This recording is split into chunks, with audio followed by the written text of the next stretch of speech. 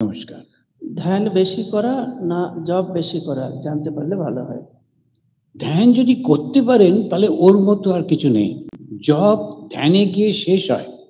ধ্যান মানে হচ্ছে যে বিষয়টির ওপরে আমরা চিন্তা করছিলাম, জব করছিলাম, সেইটির সঙ্গে একাত্ম হয়ে যাওয়া। যদি ধ্যান খুব ভালো হয়, আপনার যে ইষ্ট দেবতা দেবীকে আপনি দেখতে পান, ধ্যানটাই বেশি করবেন। কিন্তু যদি না হয় তাহলে জব করাই ভালো। ধন্যবাদ। সতত চঞ্চল মনকে কিভাবে নিয়ন্ত্রণ করব? জব ধ্যানেও মন ছুটে বেড়ায়, তাকে বাঁধব কিভাবে?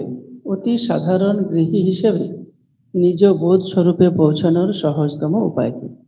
নিজ বোধ স্বরূপে পৌঁছতে গেলে যে আমাদের যে পরপর যেগুলো আমরা আলোচনা করছিলাম, যে সম দম উপরতি তিতিক্ষা, এই সমস্তগুলো অভ্যাস করতে হয়। তবে শুরুতে যেটা করতে হবে সেটা বিচার। বিচারটা হচ্ছে আমি তো দুদিনের, জগৎটা দুদিনের, সুতরাং আমি এত কিছু করে করবোটা কি, মনটাকে এরকম চঞ্চল করে করবোটা কি? ওর থেকে ভালো হচ্ছে আমি নিজের মধ্যে সেই আত্মস্বরূপকে দেখার চেষ্টা করব। সুতরাং অন্য কোনো দিকে না তাকিয়ে সারাক্ষণ যখনই কিছু করছেন তখনই ভাববেন যে আমি আমার আত্মস্বরূপকে জানার চেষ্টা করছি, তাহলেই হবে।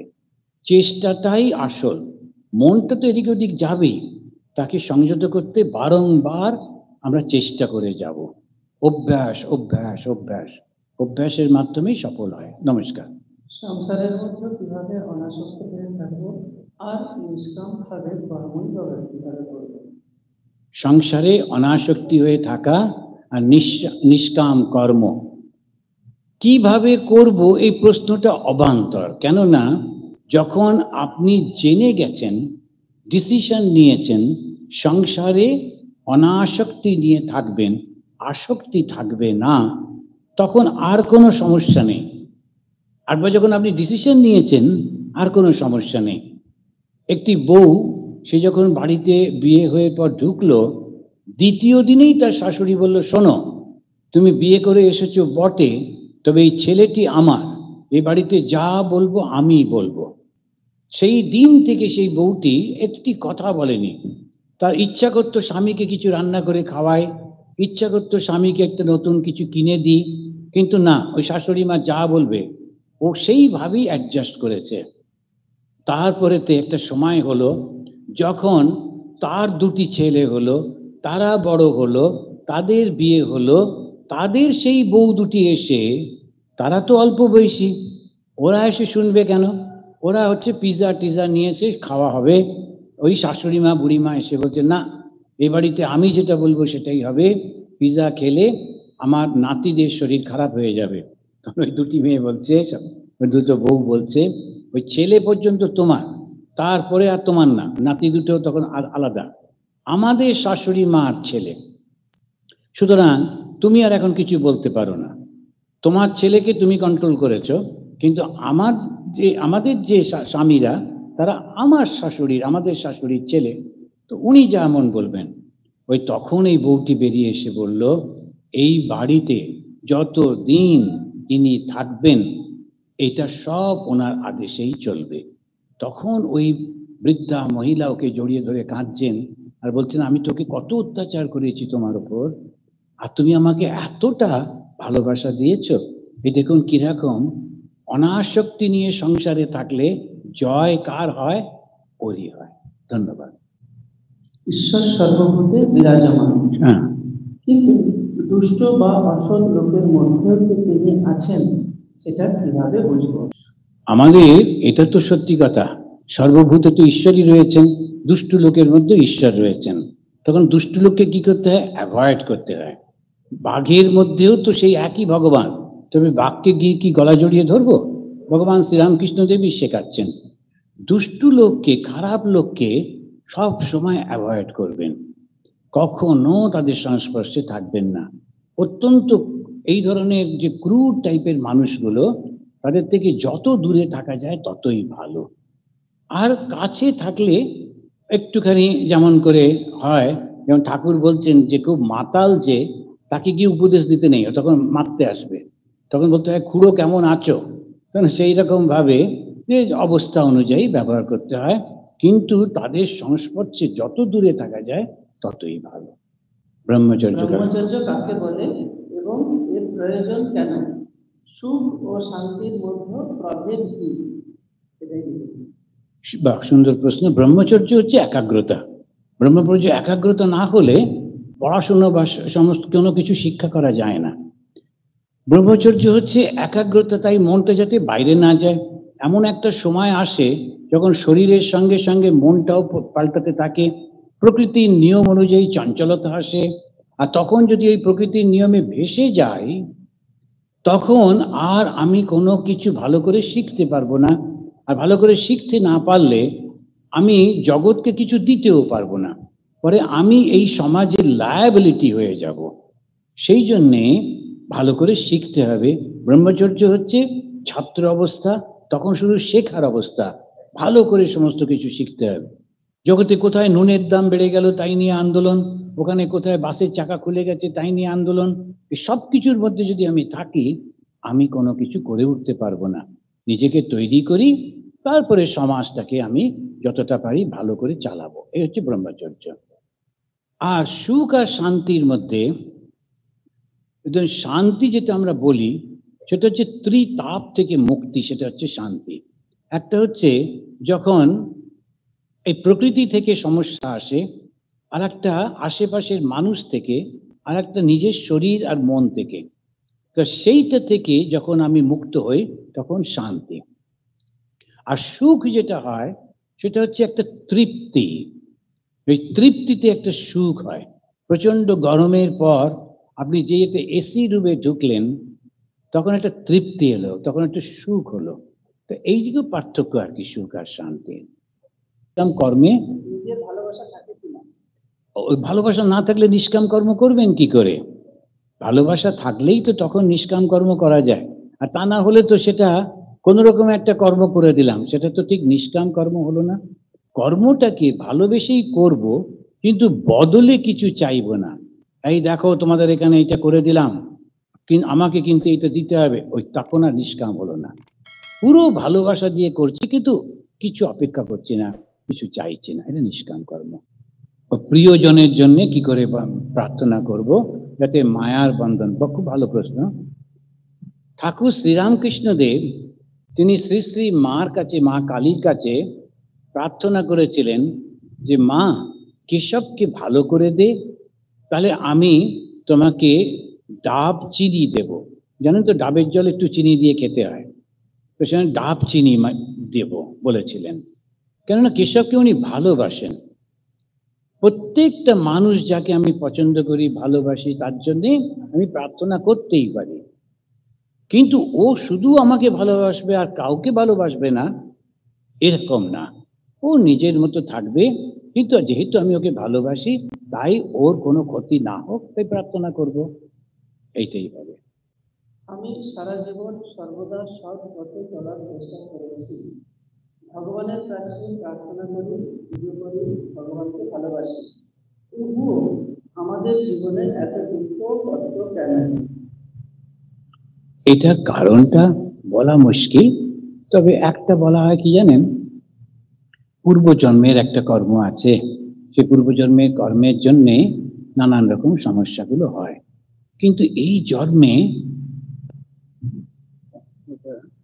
এই পূর্বজন্মের সমস্যার জন্য এই জন্মে যেন আমি ভালো কর্ম থেকে বিরত না হই, এটা ঠিক করে রাখতে হবে। না আমি এখন দুঃখ পাচ্ছি, তার কারণ হচ্ছে আমার পূর্বজন্ম, কিন্তু তাই বলে আমি ভালো কাজ করব না তা নয়, আমি ভালো কাজ করেই যাব।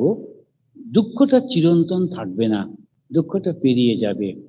ওইটুকু হয়তো দুঃখটা আপনাদের পূর্বজন্মের কর্মের জন্য হচ্ছে, কিন্তু ওটা পেরিয়ে যাবে, দেখবেন এটা থাকবে না। শ্রী শ্রী মা বলছেন যে চিরন্তন দুঃখ কারো থাকে না। সৎ কর্ম করলে অনেক দিন যে ভোগ করতে হতো সেটা অনেক কমে যাবে, তারপরে আবার সুখের দিনগুলো আসবে। বিশ্বাসের সঙ্গে সৎ কর্মেতে ধরে থাকবেন, বিশ্বাস হারাবেন না। শুদ্ধ আত্মা মৃত্যুর পর ঘুরে বেড়ায়, দেবলোকে যাওয়ার জন্য বা আবার জন্ম নেওয়ার জন্য পিণ্ডদান করলে এই সূক্ষ্ম আত্মার কি হয়? পিণ্ডদান করা হয় কেন? এটা সূক্ষ্ম আত্মা থাকবে, যতদিন বাসনা থাকবে ততদিন ওই সূক্ষ্ম আত্মা থাকবে। এবং সে এটা হচ্ছে আমাদের সেই মনের মধ্যে যে বাসনাগুলো সেইটাই ঘুরে ঘুরে বেড়ায়। পিণ্ডদান যেটা আমরা করি ওটি একটা আমাদের সামাজিক অভ্যাসের মধ্যে আমাদের বিশ্বাস, আমাদের যারা আগে মারা গেছেন ইত্যাদি তাদের যদি আমরা পিণ্ড দিই তাহলে, অর্থাৎ ভগবানের কাছে প্রার্থনা করি, তার জন্য আমরা তাকে পুজো দিই, তাহলে তার আত্মাটা সুখে থাকবে, এইটা আমরা মনে করি, ওই বিশ্বাস থেকে করি, এবং তাতে সেরকম ভাবেই হয়। আর একটা কি জানেন, আমরা যখন মরে যাই তখন আমি তো মারা যাচ্ছি, আমারই তো চিন্তাগুলো থাকছে, এবং আমার মনের মধ্যে বিশ্বাস যে যদি বিষ্ণুর পাদপদ্মে আমার হয়ে কেউ একটা পিণ্ড দেয় তাহলে আমি মুক্ত হব, ওটা তো আমারই মনের মধ্যে রয়েছে। এবারে আমার যখন পরবর্তী জেনারেশন ছেলেরা সে যখন গিয়ে দিল তখন আমার স্যাটিসফ্যাকশন হলো ওই সূক্ষ্ম মনটা, এবং সে সেইভাবে চলে গেল। এগুলো অনেকটা বিশ্বাসের উপর, আর ঠিক অতটা যুক্তি দিয়ে সেটা বোঝানো যাবে না, মোস্টলি বিশ্বাসের উপর হয়। তো সূক্ষ্ম আত্মা সে যেহেতু সূক্ষ্ম, তার সে শেষ হয় না, এবং সে প্রতীক্ষা করতে থাকে যখন আবার তার ইচ্ছাটা প্রবল হয়, আবার জন্মগ্রহণ করে, আবার কর্ম করতে থাকে। আর একটা মজার কি জানেন, ওই পশু পাখি এদের কিন্তু আর নতুন করে কর্ম হয় না, ওদের যে খারাপ কর্ম তার জন্যই ওই রকম জন্ম হয়েছে, পশু পাখি কীট পতঙ্গ। তারপরে ওই কর্মটা যখন শেষ হয়ে যায় বেটার জন্ম হয়, আবার বেটার জন্ম হয়, করতে করতে মানুষের জন্ম হয়। আবার নিচু স্তরের যারা মানুষ আছে তাদের অতটা খারাপ হয় না, একটু ভুল ভ্রান্তি করলেও তাদের অতটা পাপ হচ্ছে না। কিন্তু যত উচ্চ স্তরে উঠছ তত তোমার ওর উপরে চাপ পড়ছে, এবং যেখানেই তুমি খারাপ কাজ করবে তার ফলটা তত বেশি হবে, এবং হবেই। কর্মফল এর থেকে তাড়ানো যায় না। আপনি লক্ষ্য করে দেখেছেন, আমাদের হিন্দুদের যখন পোড়ানো হয় তখন তার শরীরটা শুইয়ে তার পুত্র বা কেউ কাঁধে একটা হাঁড়ি নিয়ে, জল ভর্তি হাঁড়ি নিয়ে ঘোরে ওই পায়ারটা চারপাশে, এবং পেছনে একটা ছোট্ট ফুটো করে দেওয়া হয়, হাঁড়ি থেকে জলটা পড়তে থাকে। এটার মানে কি? মানে এটা হচ্ছে কর্মটা আমি এখানে ছেড়ে দিয়ে আমি চলে যেতে চাই। হাঁড়িটা হচ্ছে সেই লোকটি যে মারা গেছে, আর ওর ভেতর থেকে যে জলটা পড়ছে ওটা ওর কর্ম, চারদিকে দিয়ে তারপরে হাঁড়িটা ফেলে দেয়, শরীরটা ভেঙে গেল, এবারে আগুন দিয়ে দেয়। এগুলো আমাদের সেই বিশ্বাস, এই কর্মটা সব চলে গেল। তো ওইটা, ওই কর্মটা ওই জলের মধ্যে এরকমভাবে আমরা করি। যখন আমাদের শ্রাদ্ধ হয় তখন এই যে মন্ত্র বলে, সেই মন্ত্রের মধ্যেই থাকে ও যে অন্যায় কাজ করেছে, পাপ কাজ করেছে, সেটা যেন সবার মধ্যে ভাগ হয়ে যায়। তো ওই অন্ন যারা যারা খায় একটু একটু করে সেই ভাগও নেয় সবাই। ঠাকুর ওইটাই বারণ করেছেন, একে তোমাদের যা বোঝা সেটাতে ঠিক নেই, আবার অন্যের পাপের বোঝা নিয়ে কি লাভ। তাই উনি বললেন শ্রাদ্ধের অন্ন খেও না। কিন্তু উপায় থাকে না, যখন নিজেদের মধ্যে আত্মীয় স্বজনে, তখন ঠাকুরের নাম করে খাবেন। ওইটা বলা হচ্ছে, ওটা যে হয় না তা নয়, তাহলে ঠাকুর এরকম বলতেন না, ফল তো হবেই। অন্যের দোষ না দেখে তার গুণটা দেখার অভ্যাস কি করে করব? জীবনে জ্ঞানযোগ, ভক্তিযোগ, কর্মযোগের কিভাবে সমন্বয় করব? বাহ, এই যে রামকৃষ্ণ মিশনের সিম্বলটা, ওটা যদি দেখেন তাহলে দেখবেন যে কর্মযোগ, জ্ঞানযোগ, ভক্তিযোগ আর রাজযোগ সবগুলোই একসঙ্গে স্বামীজি মিলিয়ে দিয়েছেন। সকালে ঘুম থেকে ওঠার পর যাদের অফিস থেকে ছোটাছুটি থাকে, আর যাদের থাকে না, তখন ঘুম থেকে ওঠার পর মনটা শান্ত, হাত মুখ ধুয়ে কাপড় চেঞ্জ করে মন্দিরে গিয়ে বসে খুব করে ঠাকুরের নাম জপ করলাম, ধ্যান করলাম। তো তখন একটা অবস্থা হলো। তারপরে ঠাকুরের জন্য কিছু রান্না টান্না করে সেটা ঠাকুরকে অফার করলাম, পুজো করলাম। তো একবার ধ্যান হলো, তারপরে একবার ভক্তি হলো, তারপরেতে আমি বেরিয়ে কাছেই একটা স্কুল আছে, সেখানে গিয়ে বাচ্চাদের পড়িয়ে দিলাম, পড়িয়ে চড়িয়ে বাস চলে এলাম, কর্মযোগ হলো। এবং তারপরে আমি গীতা পাঠ করছি কি, ভাগবত পাঠ করছি কি, আমাদের উপনিষদ পাঠ করছি, তখন জ্ঞান যোগ হলো। তো জ্ঞান, কর্ম, ভক্তি এবং যোগ চারটেই আমাদের জীবনে একসঙ্গে যদি করতে পারি, করা যায়, তাহলে সমন্বয়টা হয়। আর শুধু ধ্যান করি, কাহা তো শুধু শুধু ধ্যান করতে পারবো? তো ধ্যান করতে পারি না। শুধু যদি আমরা ভক্তি করি, আমি একবার গেছিলাম, গিয়ে সারাদিন আমাদের নদিয়ায় গিয়ে ওদেরকে দেখে এলাম, সারাদিন কি করে, 8 বার কীর্তন করছে বাকি সময়। তো ওই জন্যে পড়াশুনোটা রাখতে হয়, শাস্ত্র পাঠ করতে হয়, শাস্ত্র চর্চা করতে হয়, তা না হলে মনটা ক্ষুদ্র হয়ে যায়, ভুল বোঝে। ধর্ম তো করছে, কিন্তু ধর্মের আসল যে সর্বব্যাপিত্ব, ওটাকে ধরতে পারে না। ধর্ম হচ্ছে আমি শুরু করলাম, ঈশ্বরে গিয়ে শেষ করলাম। সেই জন্য যেমন যীশু খ্রিস্ট বলছেন, তিনি প্রার্থনা করছেন, ও ফাদার সেভ আস ইত্যাদি, তারপরে শেষে গিয়ে বলছেন, I and my father in heaven are one. ওই হচ্ছে ধর্ম। তখন আর ঠাকুর বলছেন, মা আর আমি এক হয়ে যাচ্ছেন, মাকে খেতে দিয়ে নিজেই খাচ্ছেন, ওই হচ্ছে ধর্ম। বেদান্তে বলছে, অহম ব্রহ্মাস্মি, কত বড় কথা, আমি সেই ব্রহ্ম, সর্বব্যাপী, ওটাই ধর্ম। ব্যাপিত্বই হচ্ছে ধর্ম। Thank you. আজকের সামাজিক অস্থিরতার মধ্যে মানুষ আনন্দধামে কিভাবে পৌঁছাবে? এখন আপনি যে বর্তমান যুগের কথা বলছেন, তো এটাতে পটভূমিকায় মনে হচ্ছে যেন কি একটা চলছে, চিরকালই এরকমই চলে, প্রত্যেকটা সময় এক একটা সময় এরকমই তো হতো। আপনি ভেবে দেখুন, একটা সময় ছিল যখন তার মা ভাবতেন যে আমার গুহার বাইরে একটা ডাইনোসরাস ঘুরে বেড়াচ্ছে, আমি এখন কি করে বাইরে যাব, খাবার জোগাড় করব, বাচ্চাদের কি খাওয়াবো। আর একটা সময় এলো, তখন বাড়ির মধ্যে তার মা ভাবছেন বাইরে গোলাগুলি চলছে, আমি এখন কি করে বাইরে যাব, কি করে খাবার দাবার নিয়ে এসে বাচ্চাদের খাওয়াবো। ওই সময় ডাইনোসরাস ছিল, এখন এই যুদ্ধ চলছে। তো সিচুয়েশন এরকম ভাবে সব সময় থাকতেই থাকে। আমি কি করব ওটা দেখতে হবে। ওই সিচুয়েশনের সঙ্গে করলে তো হবে না, নিজেরটা দেখতে হবে। আর নিজে যদি আপনি তপস্যা করেন মনের মধ্যে, তখন ধীরে ধীরে আপনার পরিবেশটাও ঠিক আপনাকে কনজিনিয়াল হবে, আপনাকে সাহায্য করবে, এটা নিশ্চিত। মানুষের মধ্যে ঈশ্বর জেগেছে কি করে বুঝবো? তার পোশাক আশাক ওইসব দেখে না, তার মধ্যে দুটো জিনিস থাকবে, এইটা মনে করে আমরা আজ শেষ করি, তাই তো? তার মধ্যে দুটো জিনিস আছে, সেই দুটো জিনিস খেয়াল রাখবেন। একটা হচ্ছে LOVE, ভালোবাসা। আর সেই ভালোবাসা ছোট্ট না, সবাইকে নিয়ে। সবাইকে আমি দিতে পারবো না, সাহায্য করতে পারবো না, কিন্তু প্রার্থনা তো করতে পারবো। সেই জন্য প্রতিদিন সকালে প্রার্থনা করতে হবে, জগতের সকলের কল্যাণ হোক, জগতের সকলের মঙ্গল হোক, জগতের সকলে আনন্দে থাকুক, সুস্থ থাকুক, সুখী থাকুক।